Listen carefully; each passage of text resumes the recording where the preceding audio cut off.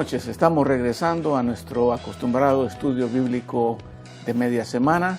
Es como siempre para mí el gozo y el privilegio de poder compartir la palabra con ustedes, tanto aquellos de la Iglesia Bíblica Fundamental como aquellos que nos ven a través de las redes sociales. Bueno, en esta ocasión vamos a iniciar una serie de temas extremadamente importantes para la iglesia del día de hoy. Definitivamente la iglesia, y cuando digo la iglesia me refiero a los creyentes, está en una etapa bastante delicada, triste, deprimente, porque la iglesia ha perdido el brillo que en un momento tuvo, y la verdad es de que en lugar de estar creciendo, la iglesia está cada día decayendo más. Ya no se habla de los cientos de personas que se convierten, ahora es muy poco, y probablemente esta situación se aplica más que todo a las iglesias de los Estados Unidos. Ahora, con eso en mente, ¿te has preguntado alguna vez para qué estamos en este mundo? ¿Cuál es el propósito? ¿Para qué Dios nos tiene acá? O quizás te hayas hecho la pregunta de una manera diferente. ¿Por qué Dios no nos ha llevado a su presencia todavía? ¿Cuál es el objetivo? Y si nos vamos a la promesa hecha en el libro de Apocalipsis, aquí vengo pronto, quizás te preguntes, ¿por qué el Señor no ha regresado todavía? Y la respuesta es una sola. Tanto a la condición de la iglesia como a estas preguntas. Si Dios no nos ha llevado, si Él no ha regresado, es porque hay una misión que no hemos cumplido. Esa misión es la de llevar el evangelio a toda criatura de este mundo. Jesús fue bien claro cuando dijo a los discípulos, y este evangelio se predicará en todo el mundo como testimonio a las naciones y entonces vendrá el fin. O sea que si el fin de este sistema no ha venido o el Señor no ha regresado, es porque esa misión todavía le falta mucho por cumplirse. En esta ocasión vamos a estudiar un pasaje de los profetas, del libro de Isaías. Isaías capítulo 1, versículos del 1 al 9. Y dice la palabra de Dios así. Visión que tuvo Isaías, hijo de Amós, con relación a Judá y Jerusalén, en los días de Usías, Jotam, Acaz y Ezequías, reyes de Judá. Oigan cielos y escucha tierra, porque el Señor habla. Hijos crié y los hice crecer, pero ellos se han rebelado contra mí. El buey conoce a su dueño y el asno el pesebre de su amo, pero Israel no conoce, mi pueblo no tiene entendimiento. Ay, nación pecadora, pueblo cargado de iniquidad, generación de malvados, hijos corrompidos, han abandonado al Señor, han despreciado al Santo de Israel, se han apartado de él. ¿Dónde más serán castigados? ¿Continuarán en rebelión? Toda casa está enferma y todo corazón desfallecido. Desde la planta del pie hasta la cabeza no hay nada sano en él, sino golpes, verdugones y heridas recientes. No han sido curadas ni vendadas, ni suavizadas con aceite. La tierra de ustedes está desolada, sus ciudades quemadas por el fuego. Su suelo lo devoran los extraños delante de ustedes, y es una desolación como destruida por extraños.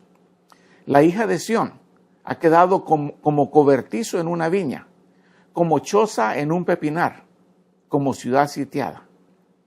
Si el Señor de los ejércitos no nos hubiera dejado algunos sobrevivientes, seríamos como Sodoma y semejantes a Gomorra. Y al leer esas palabras me hace pensar en la tan crítica y difícil situación que se encuentra la iglesia en el día de hoy. El Señor dio a este hombre llamado Isaías, a este profeta, una visión de su gloria.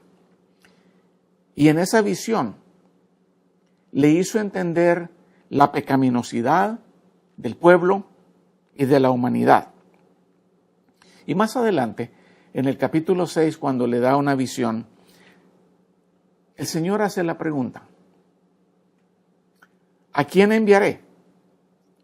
¿Quién irá por mí? Y en ese momento Isaías se hace voluntario para la misión y él responde aquellas famosas palabras: heme aquí, envíame a mí. De la misma manera, Dios ha encargado a la iglesia una misión. Pero lo triste es que ya no hay muchas voces que digan: heme aquí, envíame a mí. Si hay algo que es importante para llevar a cabo esa misión, es voluntad. Voluntad y un entendimiento claro de en qué consiste la misión que Dios le estaba dando a Isaías y la misión que Dios le ha dado a la iglesia. Entonces, por lo tanto, he titulado este estudio, esta meditación, Entendiendo la misión. Porque si no entendemos qué es lo que se espera, nunca lo vamos a lograr. Cuando hablamos de esa misión, esto debe de quedar claro en la mente de todo creyente. La misión tiene un objetivo múltiple. Primero, el objetivo de llevar a cabo esa misión es de que el pueblo que no conoce a Dios escuche el mensaje de salvación. A ellos es a los que apuntamos, a los que no conocen a Dios. Desde el principio del llamado que recibe Isaías, Dios le hace ver a quienes estaba tratando o a quienes trataría de alcanzar, a quienes estaba siendo enviado, y le dice claramente: te envío a los que no conocen a Dios. Ese es parte del objetivo, llegar a los que no conocen a Dios.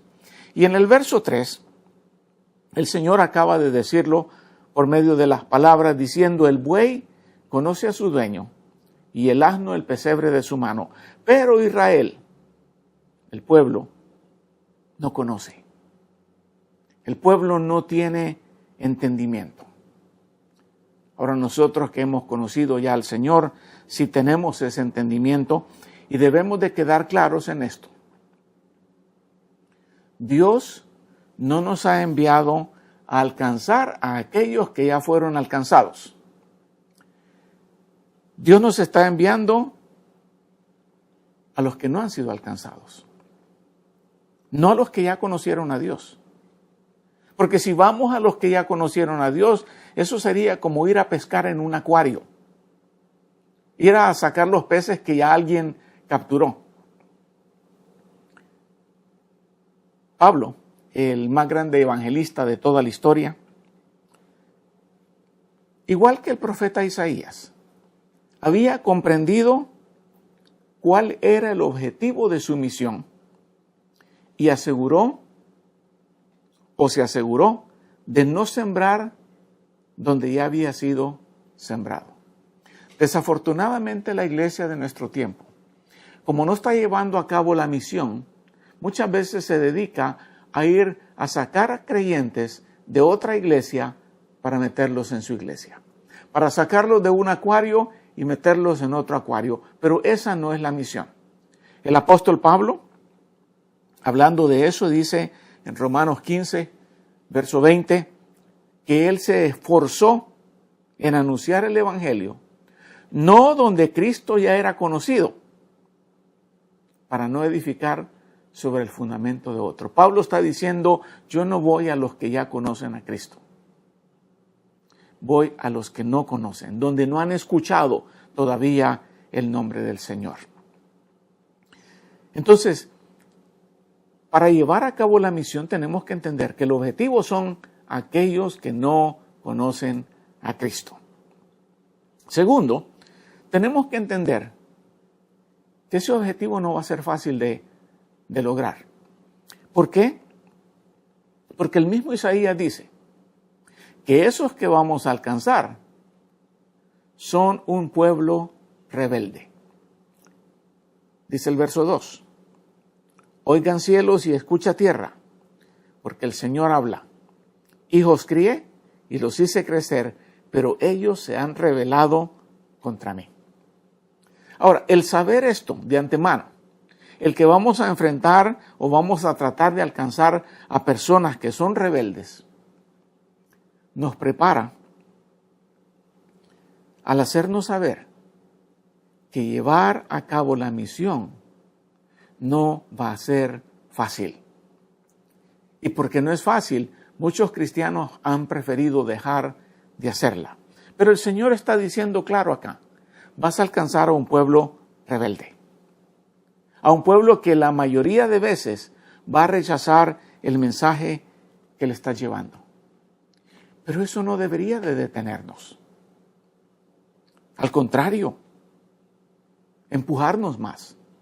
Tenemos que reconocer que nuestro deber es predicar el mensaje independiente si lo reciben o lo rechazan. Tenemos que ser obedientes al mandato del Señor. Vayan y prediquen el Evangelio a toda criatura. Ahora, quizás tú digas, pero ¿por qué son rebeldes? Al igual que Israel, las personas que tratamos de alcanzar son rebeldes por una razón principal. No quieren dejar su pecado. Están acostumbrados a vivir en esa vida y se les hace muy difícil dejar todas esas cosas que les hacen daño. Pero tenemos que recordar, nuestro trabajo no es convencerlos. Esa es una obra que solamente el Espíritu Santo puede hacer. Como dice la Escritura, Él convencerá al mundo de pecado, de justicia y de juicio. Nuestro trabajo no es convencer. Nuestro trabajo es llevarles el mensaje a ese pueblo rebelde. Y cuando menciono de que es muy difícil porque no quieren dejar su pecado, tenemos que tratar de entender un poco de que esas personas a las cuales tratamos de alcanzar son un pueblo que ha sido corrompido por el pecado o corrupto. Y reconocer que la misión nos envía o el llamado nos envía no a alcanzar angelitos buenos. Nos está llamando a alcanzar a personas afectadas en gran manera por el pecado. Y muchas veces cometemos el error de escandalizarnos cuando vemos la manera en que viven. No debería de escandalizarnos. Eso es lo normal para ellos. Son un pueblo corrompido por el pecado. ¿Qué se puede esperar de ellos?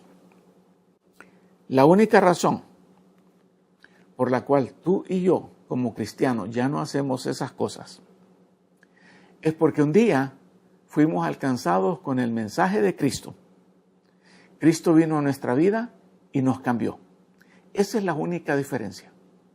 La gracia de Dios, la misericordia transformadora de Dios. Pero nos extrañamos muchas veces que ese pueblo rebelde no responde positivamente al Evangelio y decimos, no, ya mejor ni les digo nada. Nuestro trabajo de nuevo es decirles. No hay manera en que la iglesia salga de su estado crítico espiritual en que se encuentra hoy, a menos que los creyentes empiecen a procrear hijos espirituales. Que Dios los alcance con el mensaje, los cambie, los transforme. Entonces, toda misión, como en el ejército, tiene un objetivo. En este caso, el objetivo es llevar el mensaje a un pueblo que no conoce a Dios, a un pueblo que es rebelde y a un pueblo que ha sido corrompido por el pecado. Ese es el objetivo. Para alcanzar ese objetivo, Dios nos ha dado un mensaje.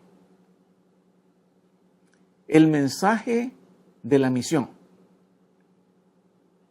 El Evangelio.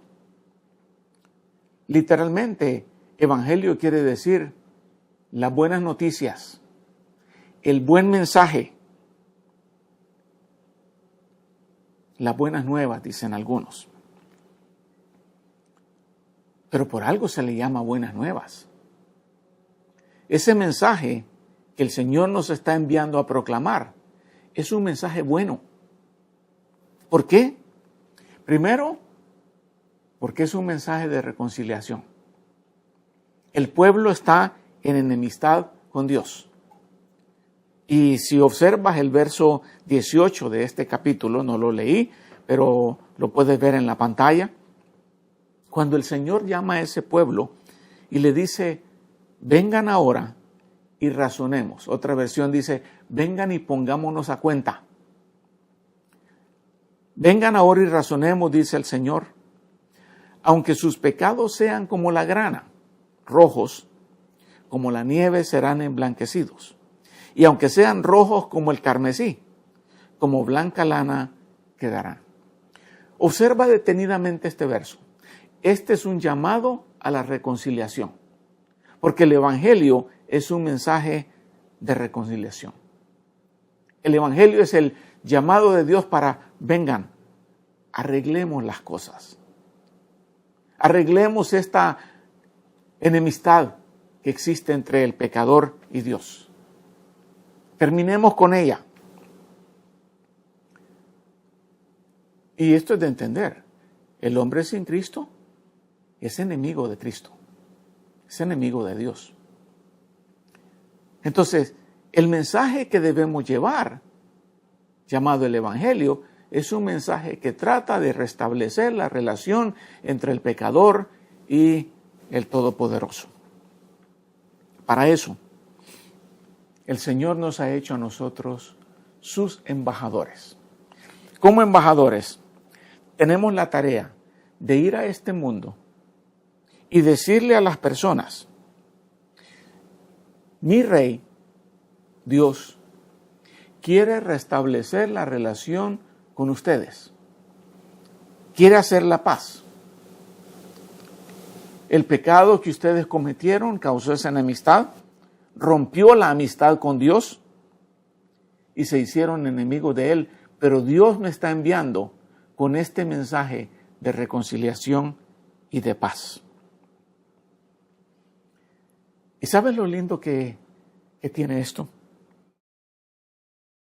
Es que no importa lo que hayamos hecho en la vida, no importa qué tan ofensivos hayamos sido con Dios, no importa cuántos pecados habremos cometido, en ese mensaje Dios está diciendo que Él quiere limpiarlos completamente. Dice, quedarán como blanca lana. Eso manchado, limpiarlo totalmente.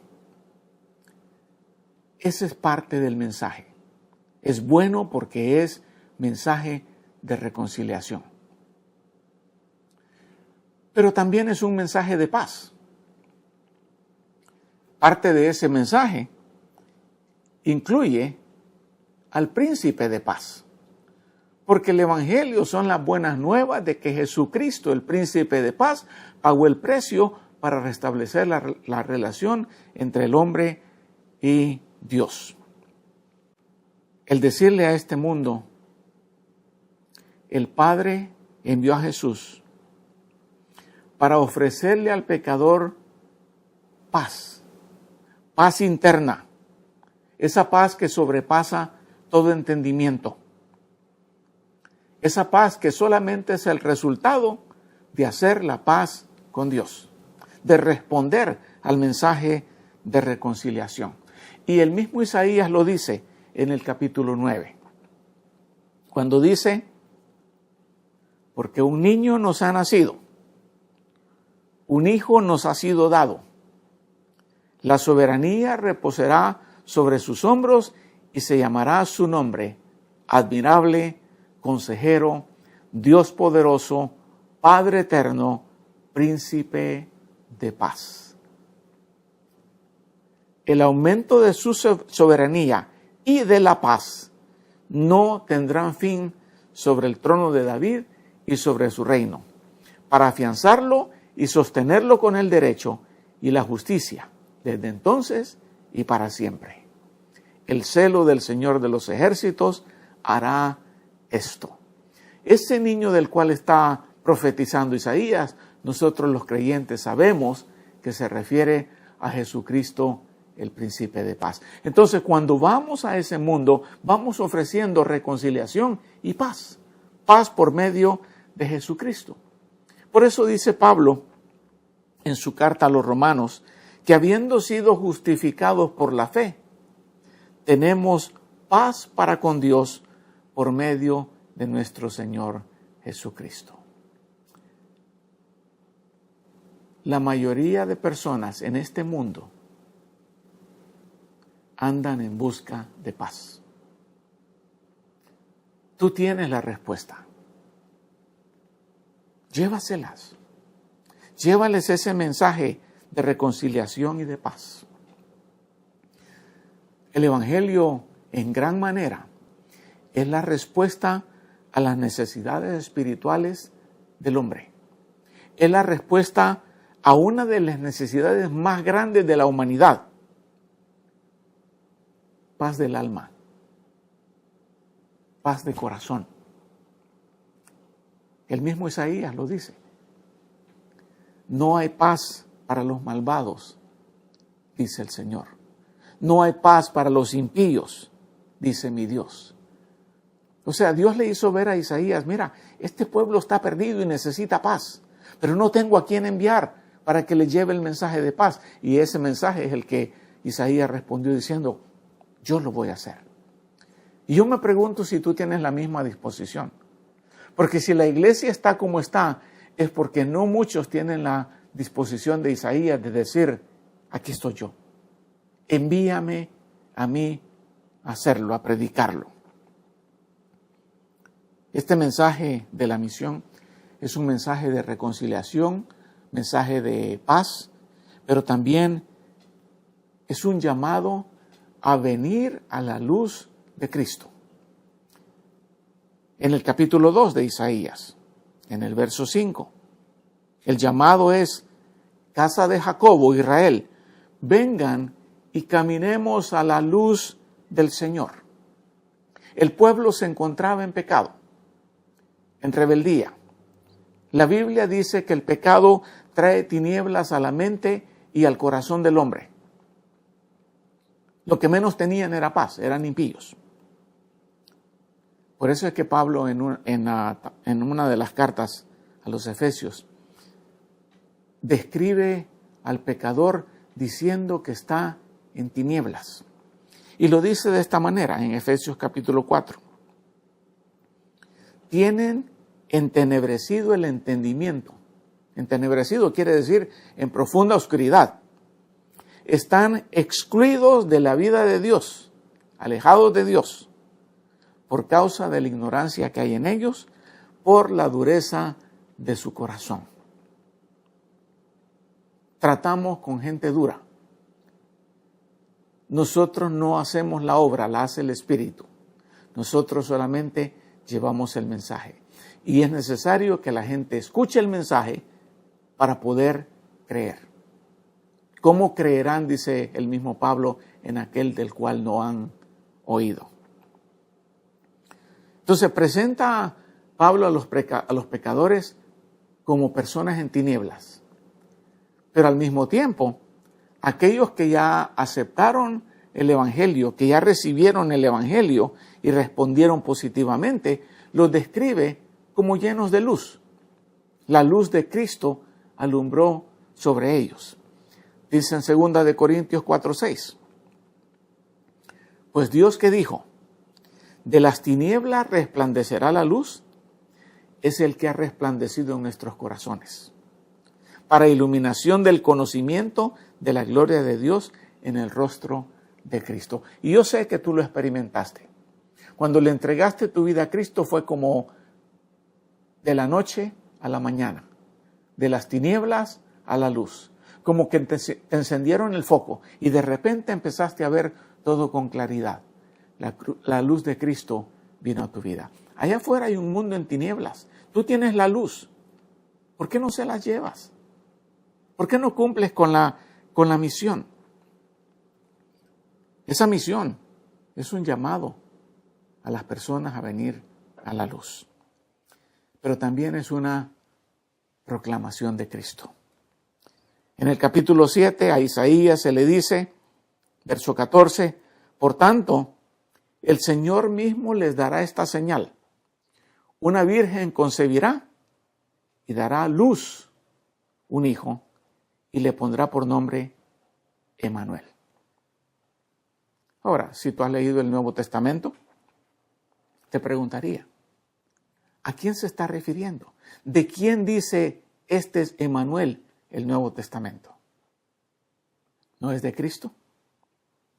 ¿El que hace resplandecer su luz en medio de las tinieblas? Y esto es importante porque si predicamos un evangelio que no incluye a Jesucristo, ese no es evangelio. Y no solamente que lo incluye, que lo pone como la razón del evangelio, el mensaje. Entonces, un evangelio sin Cristo no es evangelio, no es buena noticia.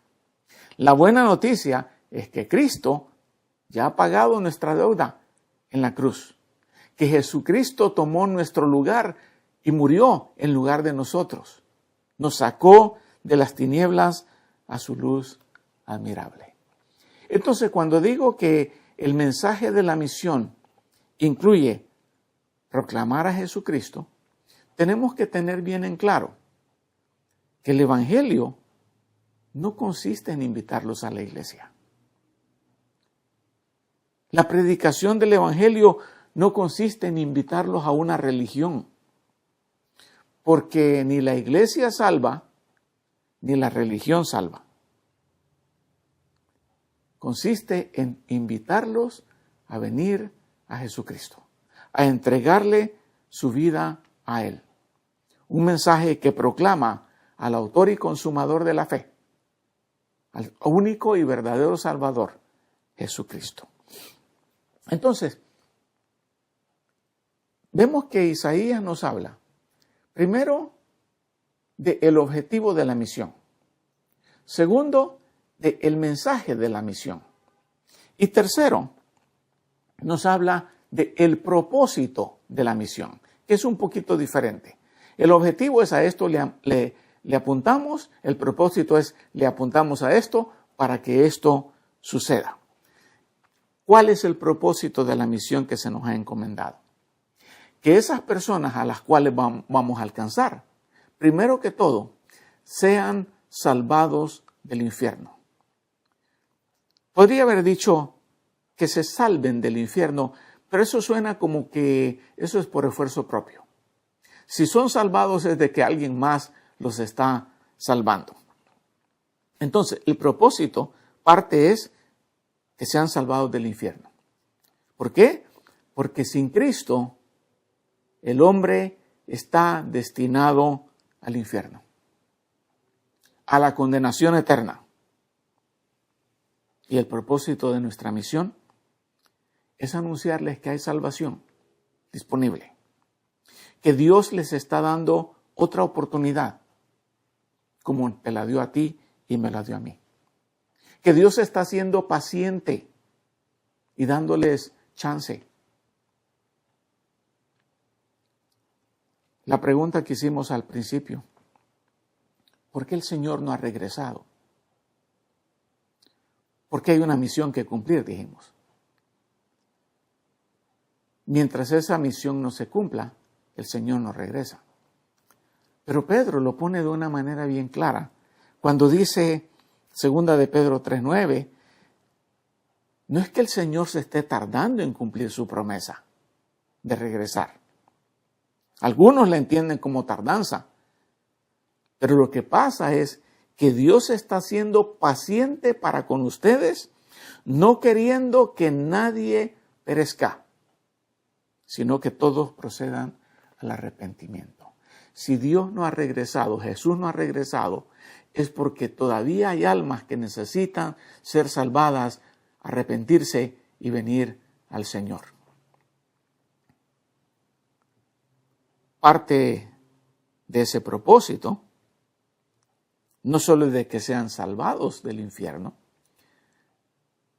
sino que esas personas tengan un conocimiento verdadero de Dios. Dios no solamente quiere salvarlos del infierno, Dios quiere que lo conozcan, que tengan una relación personal con Él, una amistad con Él. Pero esa amistad no puede existir sin ese conocimiento. Y para que ese conocimiento exista, es necesario conocer a Jesucristo. Dice el evangelista Juan 17, esta es la vida eterna, que te conozcan a ti, el único Dios verdadero, y a Jesucristo que has enviado. Esta es la vida eterna, dice, un conocimiento del Padre y del Hijo. Y eso solamente sucede cuando pasamos tiempo con Él. Pasamos tiempo con Él cuando leemos su palabra. Pasamos tiempo con Él cuando hablamos con Él en oración. De eso se trata, de un conocimiento mayor de Jesucristo. No es de que el conocimiento te va a salvar, es la obra redentora de Jesús, pero entre más le conoces, más le amas. Entonces, el Señor está diciendo, lleve este mensaje, Isaías, para que conozcan a Dios. El pueblo solamente tenía religión, pero no conocía a Dios. Que lo conozcan, que sean salvados del infierno, que lo conozcan y también que le obedezcan. La gran comisión, como es llamada. El Señor presentó la gran comisión en 3 diferentes maneras. En uno dijo, vayan y prediquen el evangelio a toda criatura. En otro dijo, hagan discípulos de todas las naciones. Y en ese verso de discípulos, hagan discípulos de Mateo 28, dice, bautizándolos en el nombre del Padre, del Hijo y del Espíritu Santo, y enseñándoles a que guarden todas las cosas que les he mandado. Y recuerden, yo estoy con ustedes todos los días hasta el fin del mundo. Y ahí hay un aspecto muy importante. No basta con conocer. Dios quiere que esos que alcanzamos aprendan a obedecer a Dios. Y la misión no puede considerarse cumplida si solamente les damos el evangelio. O si solamente los bautizamos. O si solamente les reciben. La misión se cumple a cabalidad cuando enseñamos a esas personas a obedecer a su nuevo Señor. En la vida anterior obedecían a su dueño, que era el diablo. Pero cuando esas personas vienen a Jesús, ahora tienen nuevo dueño y por lo tanto tenemos que enseñarles a aprender a obedecer a ese nuevo dueño. Que sean salvados del infierno, que conozcan a Dios, que obedezcan a Dios y por último, el propósito también es que sirvan a Dios. Dice el evangelista Lucas que cuando el Señor fue tentado por Satanás, el Señor le respondió diciendo, escrito está, al Señor tu Dios adorarás y solamente a Él servirás. Parte de nuestra responsabilidad como hijos de Dios es servirle.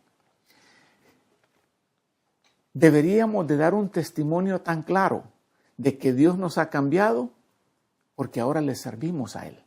O sea, nuestro servicio debe ser como testimonio, como sucedió en el caso de los tesalonicenses.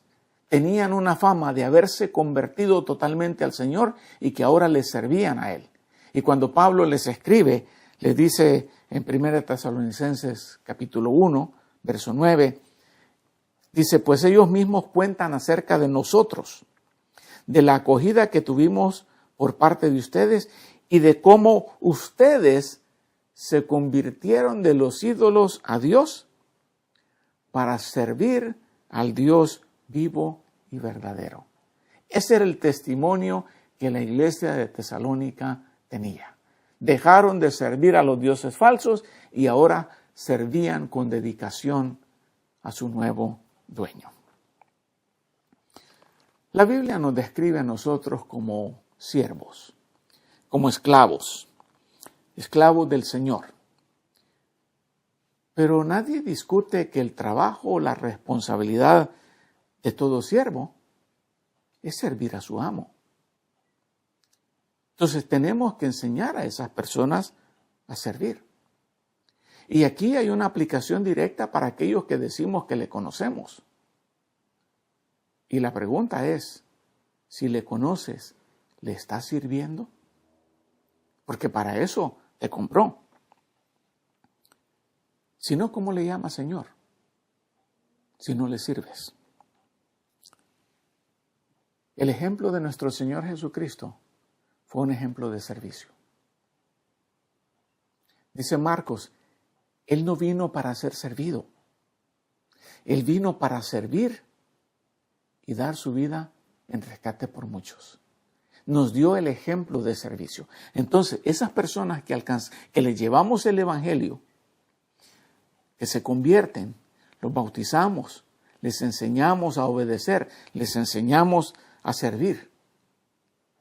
Desafortunadamente ahora, otra de las dolencias de la iglesia de nuestro tiempo es, primero, como dije, la ausencia de personas que lleven el Evangelio a otras criaturas y la gran escasez de obreros. No hay personas dispuestas a servir. ¿Cómo le llama Señor si no quiere servirle? Y como dice el dicho que tanto he repetido, el que no vive para servir, no sirve para vivir. O en otras palabras, el que no sirve, no sirve. Dios nos rescató, nos hizo sus misioneros, sus embajadores. Tenemos la responsabilidad, como se le dio a Isaías, de llevar el mensaje a esas naciones, a esas criaturas perdidas que Dios tanto ama. Cuando la iglesia recobre el brillo por llevar el Evangelio, entonces la iglesia va a empezar de nuevo a resurgir de las cenizas donde ahorita se encuentra. Y aquí la pregunta para concluir es, ¿qué vas a hacer tú? No qué van a hacer otros, ¿qué vas a hacer tú? ¿Estás activo en la predicación del Evangelio?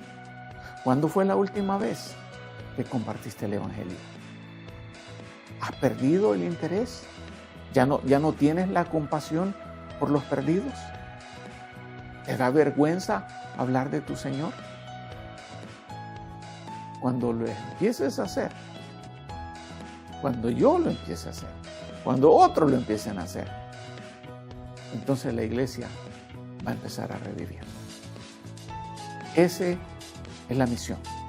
Pero para ello teníamos que tener un entendimiento claro de cuál es la misión que el Señor nos ha encomendado. No dejes para mañana lo que puedas hacer hoy. Te animo, piensa en personas que tú conoces que no son siervos de Cristo, que todavía están perdidos. Hazlos una prioridad en tu vida de llevarles el Evangelio. Ya que entendiste la misión, no te puedes quedar de brazos cruzados. Escríbeles el Evangelio en una carta, ve y visítalos, dales una llamada telefónica, escríbeles por internet, por lo que sea, pero dales el Evangelio. Sé como Isaías, heme aquí, Señor, úsame a mí. Espero que esto cambie tu perspectiva como cristiano. Que Dios te bendiga. Pasa buenas noches.